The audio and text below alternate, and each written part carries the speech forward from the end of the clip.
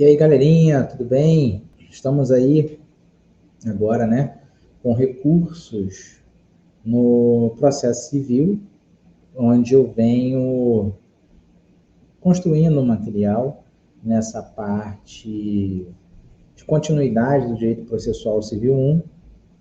E você que ainda não se inscreveu no canal, peço que se inscreva para o YouTube reconhecer como um canal de grande importância, para eu continuar nesse projeto e aí, quando chegar um determinado momento, começar a gravar as aulas pré-prova da OAB. Então, quem está estudando para concurso, vale a pena.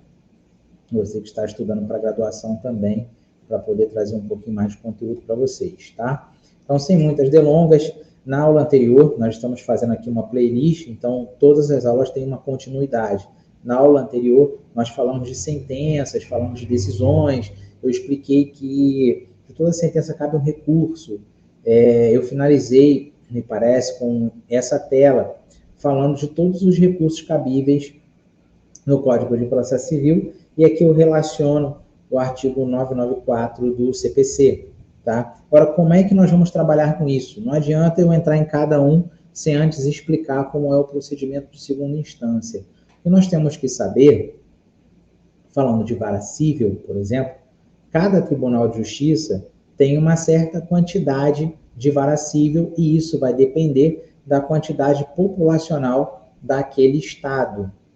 E aí, representando esse estado, nós temos um tribunal de justiça, que é o órgão do Poder Judiciário. Esse órgão do Poder Judiciário, num determinado estado, representa uma comarca, que é uma referência de âmbito estadual, aonde teremos a competência para a distribuição de determinada ação, determinado tipo de ação judicial ou processo judicial, tá? Para que nós possamos entender. Dependendo do município, uma forma análoga, para que possamos entender um pouco mais sobre a questão de comarcas, entrância e instância, cada estado tem a sua, tá? A comarca da capital, que é a comarca de primeira instância, a comarca do interior, que pode ser considerada uma comarca de entrância, tá? Que é como se estivesse um pouco abaixo da comarca da capital, e aí vai começar a depender da quantidade populacional para serem formadas as varas cíveis e as varas criminais, por exemplo. Falando de comarca de Porto Velho, que é a capital do estado de Rondônia, nós temos uma certa quantidade de varas cíveis, e essa vara cível é representada por um juiz, onde os trabalhos são dirigidos por um juiz togado. Tá? Esse juiz togado, ele é concursado. Esse juiz togado, ele vai coordenar os trabalhos da vara cível, por exemplo, vamos chutar aqui a primeira vara cível da comarca da capital, que é Porto Velho, e ele vai iniciar um processo judicial e terminar com a sentença. Essa sentença cabe recurso. Esse recurso, após interposto pela parte recorrente, que é a quem se sentiu prejudicada com aquela decisão final do processo, que é uma sentença que põe fim ao processo, que pode ser com resolução do mérito, na forma do artigo 487 do CPC, ou sem resolução do mérito, na forma do artigo 485 do CPC, que cabe recurso. Então, aquele que se sentir prejudicado com a sentença pode interpor recurso. Nesse caso, estamos falando do recurso de apelação, cujo prazo máximo é de 15 dias. Então, vamos entrar nessa espécie de recurso. Mas esse recurso, ele é direcionado em duas etapas. Na primeira parte, que é a folha de capa, é dirigido ao juiz que prolatou a sentença. Assim, ele vai ter a ciência de que houve um recurso, vai abrir o contraditório para a parte contrária, para apresentar contrarrazões no mesmo prazo de interposição do recurso. Após recebidas as contrarrazões, na segunda parte da peça recursal, que eu vou explicar para vocês mais para frente, os autos são encaminhados para a segunda instância, que é composta por um órgão colegiado, que são desembargadores. A primeira Câmara Civil da comarca da capital do Foro Central, que é a do Tribunal de Justiça do Estado de Rondônia, é composta por 3 desembargadores. Um desses desembargadores é considerado o presidente da Câmara Civil. A segunda Câmara Civil, ela é composta por 4 desembargadores. E a reunião das câmaras cíveis é composta por 7 desembargadores. Então, cada desembargador exerce uma função dentro daquela Câmara Civil.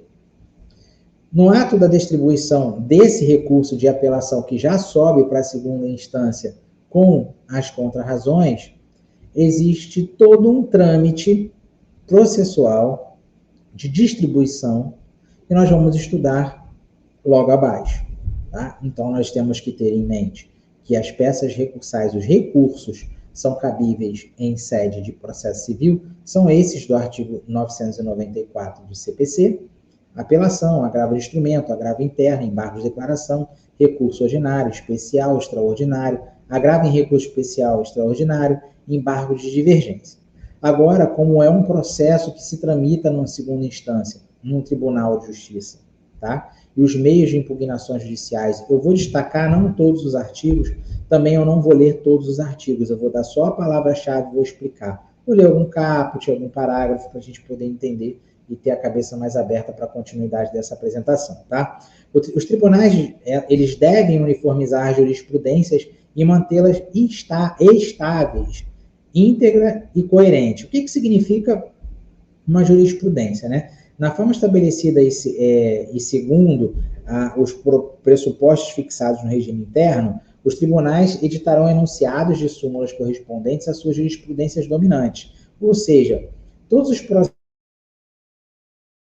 processos geram um entendimento naquela Câmara Civil, por exemplo, e esse entendimento forma uma jurisprudência, que todos os casos similares àquele determinado caso podem seguir uma ordem, um padrão sobre determinada matéria, né? Por exemplo, falando de energia elétrica, irregularidade no medidor, termo de ocorrência de inspeção, não assinado pelo consumidor, não preenchido como manda a resolução da ANEEL, não comunicar ao consumidor sobre esse tipo de imputação, não enviar comunicado oficial, suspensão da energia elétrica, sem aviso, já tem um padrão para esse tipo de caso. Se isso tiver uma grande repercussão, ele já tem um padrão. E aí, com base nesse padrão, quem estiver demandando pode copiar e colar essas informações jurisprudenciais, comparar com a norma legal e aí sim tentar buscar o seu direito. Tá? Então, dentro dos tribunais, eles podem elaborar súmulas, eles podem realizar encontros para poder formalizar determinados entendimentos. Tá? Os juízes e os tribunais observarão sempre as decisões do STF, tá? Em questões principalmente como constitucionais, os enunciados e súmulas vinculantes, das súmulas vinculantes, que são aqueles entendimentos que vinculam a determinado fato, a determinado caso, e os acórdãos em incidente assunção de competência ou de resolução de demandas repetitivas em um julgamento de recurso extraordinário ou especial repetitivo. Então, se eu tiver diversos julgamentos sobre o mesmo tema, os acórdãos podem servir de parâmetro para julgamento de outros casos similares. Um exemplo que nós podemos lembrar aqui foi que, há pouco tempo atrás, falaram muito de um FGTS, né? Que o cidadão pode retirar FGTS de 1990 para cá, algo nesse sentido. Então, muitas ações foram ajuizadas e isso são ações repetitivas, que geraram recursos repetitivos e que chegaram no STF. Então, devido a uma decisão uniforme sobre esse assunto, alguns tribunais tiveram que suspender as ações judiciais desse tema até a resolução desse julgamento de ações repetitivas. E isso pode acontecer ao longo do tempo, tá? Os juízes e os tribunais observarão o disposto no artigo 10 e 489 quando decidirem em fundamento nesse artigo.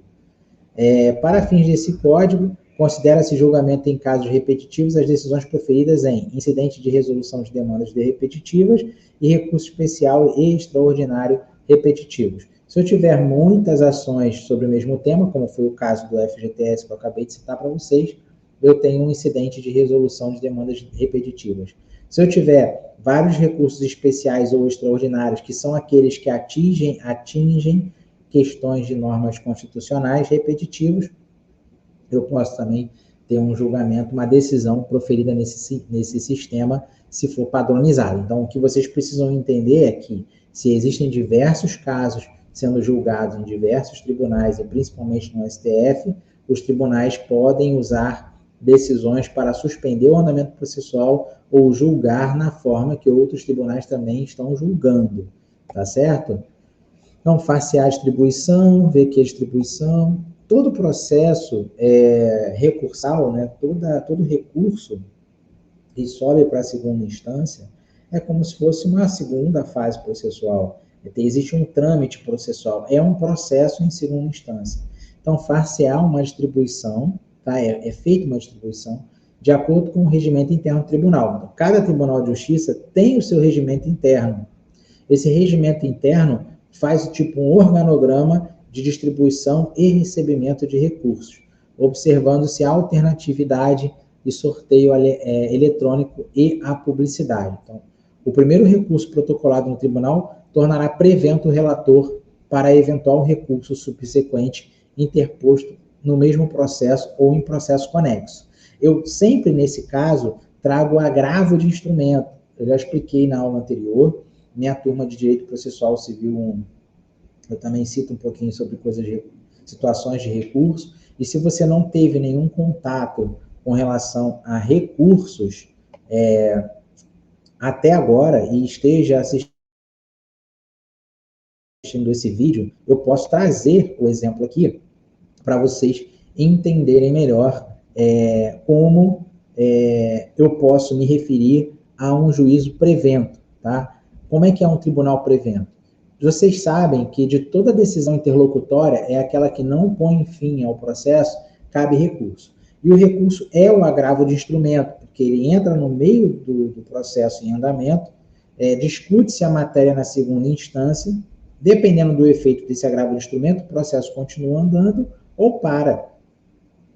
Se, por exemplo, o membro a primeira Câmara Civil do TJRO, né, do Estado de Rondônia, recebe esse agravo de instrumento, ele já é prevento, porque ele já tomou conhecimento daquela matéria, para julgar, por exemplo, o próximo agravo de instrumento que possivelmente possa acontecer ao longo desse processo até a sentença, ou pode ser prevento para julgar o recurso de apelação eventualmente interposto contra aquela sentença que julgou o mérito ou não daquele processo judicial. Então, a prevenção atrai a competência do julgamento para aquela Câmara Civil. Nós estamos falando de processos cíveis, tá bom? Distribuídos, os autos serão imediatamente concluídos para o relator. Então, dentro da Câmara Civil, como eu dei o exemplo da primeira Câmara Civil do TJRO, que é composta por 3 desembargadores, vai ter um auditor que vai ser sorteado para receber determinado recurso. E a partir do momento que ele recebe, ele vai ser o relator desse processo, ou seja, vai ser o desembargador que vai comandar a leitura daquele recurso, o julgamento daquele recurso, se for monocraticamente falando, e aí a gente vai explicar como chegar na parte de recurso de apelação, e ele vai coordenar os trabalhos daquele julgamento, e ele terá mais outros 2 desembargadores para votar de forma unânime, conforme a decisão dele, ou de forma divergente. Caso algum desembargador entenda de forma diferente, pode pedir vista do processo para analisar melhor, ou pode proferir seu voto de forma divergente e fundamentar, obviamente, no dia da sessão de julgamento. Tá? Obviamente que essa distribuição é feita por sorteio, se o desembargador não for prevento, e os autos serão encaminhados para esse relator. Esse relator vai ter 30 dias para elaborar um voto, tá? E devolvendo esse relatório com o voto para a secretaria. Em alguns casos, existem decisões monocráticas, e a gente vai debater isso também ao longo da matéria. Tá? Incumbe ao relator dirigir, como nós falamos anteriormente, e ordenar o processo no tribunal, aquele processo que chegou para ele. Inclusive em relação à produção de prova, bem como quando for necessário homologar a autocomposição das partes, apreciar o pedido de tutela provisória e nos processos de competência originária do tribunal. Não conhecer de recurso inadmissível, prejudicado o que não tem impugnado especificamente os fundamentos da decisão recorrida. Negar provimento ao recurso se for contrário à súmula de STF, súmula de STJ, a acórdão já proferido, ao entendimento firmado em incidente de resolução de demandas repetitivas. Então, ele pode negar provimento ao recurso. Ou então, quando o caso ele entender que no mérito não deva ser procedente, ele vai negar provimento ao recurso. Então, a negativa do recurso, a não aceitação do recurso, a palavra correta é negar provimento ao recurso, tá certo? Artigo 933. Se o relator constatar a ocorrência de fato superveniente à decisão recorrida, ou a existência de questões apreciáveis de ofício não examinada que devam ser consideradas no julgamento do recurso, intimará as partes para que se manifestem no prazo de 5 dias. Então, o recurso ele vai iniciar um novo procedimento de segunda instância. É um processo via recursal. Caso haja algum incidente ou alguma coisa que não tenha coerência ou que possa ser sanada no decorrer desse procedimento de segunda instância, o relator vai conceder um prazo de 5 dias. E se a constatação ocorrer durante esse julgamento, esse será imediatamente suspenso, a fim de que as partes se manifestem especificamente. Eu vou dar um exemplo aqui, que é o caso da justiça gratuita. Tá? O benefício de justiça gratuita, previsto no artigo 98 do Código de Processo Civil, que confere o direito a quem não tem condições financeiras de acionar o Poder Judiciário, desde que comprove a sua hipossuficiência financeira, ele pode ser pedido, requerido, a qualquer momento e a qualquer fase processual. No caso de uma sentença, que o juiz indefira o pedido de benefício de justiça gratuita, para recorrer, a parte recorrente, ou apelante, por exemplo, no caso de recurso de apelação, ele pode requerer o benefício da justiça gratuita. Caso não haja nenhuma manifestação do juízo de primeiro grau, e esse pedido ainda esteja em aberto na segunda instância, o desembargador pode indeferir e conceder um prazo de 5 dias para a parte recorrente, por exemplo, recolher as custas processuais para o processo entrar em andamento e aí continuar o seu trâmite normal processual. E aí, se a parte recorrente não recolher as custas, o recurso é inadmitido por falta de preparo, né? Custas processuais se diz preparo recursal. Então, carecendo de preparo, o recurso não é recebido e aí baixa para a vara de origem. Tá? Artigo 934. Em seguida, os autos serão apresentados ao presidente, que designará dia para o julgamento, ordenando em todas as hipóteses previstas neste livro a publicação da pauta. Então, se tudo estiver ok na fase de admissibilidade, assim que o desembargador recebe o recurso, vamos dizer, por exemplo, recurso de apelação, ele encaminha esses autos para o presidente vai publicar a pauta de julgamento e o processo entra em julgamento. Tá? Esse julgamento, ele vai ser público, né? Todas as pessoas que quiserem acompanhar podem acompanhar, e durante esse julgamento é permitida a sustentação oral, que eu recomendo sempre disponibilizar tempo para a sustentação oral, tanto para o recorrente quanto para o recorrido. Para o agravo do instrumento, por exemplo, a lei não permite, não há permissão legal para a sustentação oral, mas recursos de apelação é permitido a sustentação oral e eu super recomendo a fazer para reforçar. Inclusive, antes do julgamento, da data do julgamento, é recomendada a apresentação de memoriais. O que são os memoriais? É um resumo do processo até o momento do julgamento que é entregue, logicamente, para cada desembargador daquela comissão, para no momento da sustentação oral, os desembargadores terem um resumo daquilo tudo, lógico que tem que estar coerente com o que está no recurso de apelação, por exemplo, para no momento da sustentação oral eles estarem olhando, folheando, esclarecendo, ou então já ter um convencimento sobre aquilo, e no momento que você for fazendo a sustentação oral, o desembargador já entendendo o assunto e facilitar para o julgamento. Tá? Lógico que os memoriais serão apresentados de forma tendenciosa, nunca tendenciosa de forma favorável para a procedência do recurso. Nunca de má fé, sempre de boa fé, trazendo fatos que estão relacionados ao processo, né, dando uma visão sobre aquilo de uma maneira mais simples. Por exemplo, eu tenho um caso, vou tirar um exemplo que está vindo na minha cabeça aqui, do escritório, onde a consumidora não requereu um cartão de crédito para o banco, né? E esse cartão foi enviado para a suposta residência dela, que ela desconhece, e ela nunca usou o cartão, mas essa anuidade, essa mensalidade do cartão vem sendo descontado do contra-cheque do benefício previdenciário dela. Ela tem esse desconto mensal, uma taxa de, sei lá, R$ 64,90, vamos dizer assim. A sentença do juiz julgou improcedente a ação. Tá, não importa o mérito, foi uma ação improcedente. Isso aconteceu de fato.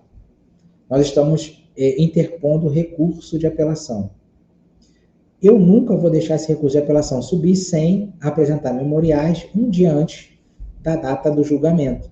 Eu quero fazer a sustentação oral, pedir a reserva na pauta, peço a preferência e vou ao tribunal, no caso agora virtual, entro na pauta virtual e solicito a minha sustentação oral, e eu vou representar minha cliente oralmente explicando para os desembargadores que, de fato, ela não solicitou, o cartão foi enviado e que nas folhas tais e tais, a empresa recorrida não comprova que enviou para o endereço correto e que ela nunca usou. Então, eu trabalho essa situação de forma mais resumida para dar uma consistência melhor e explicar ao desembargador, relator do caso, para que ele tenha esse detalhe e que possa julgar.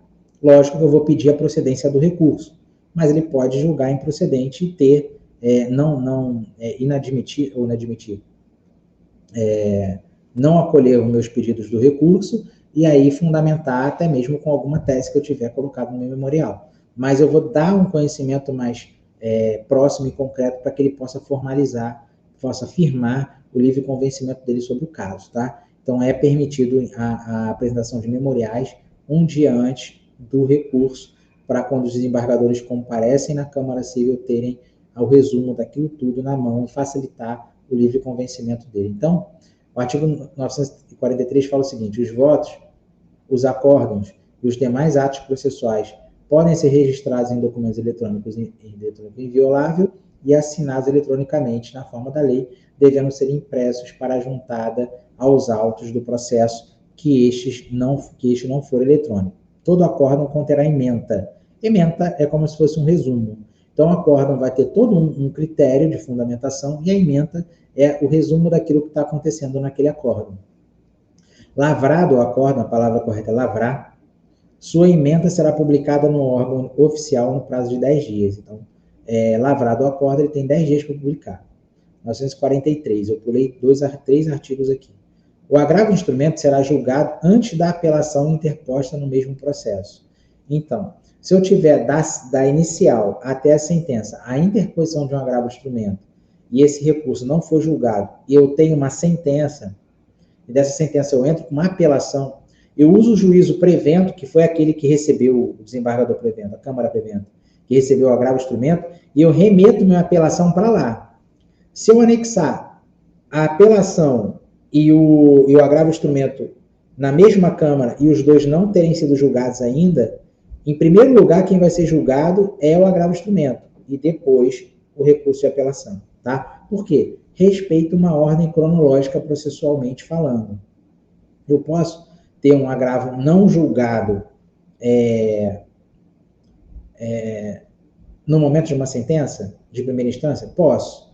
Caso eu interponha agravo e, de repente, a sentença surja ou aconteça seja proferida 1 mês ou 2 meses depois e esse agravo por algum outro motivo não seja julgado, a sentença acontece sem antes o agravo ser julgado. Ah, mas existe a possibilidade da sentença ser anulada? Com certeza existe.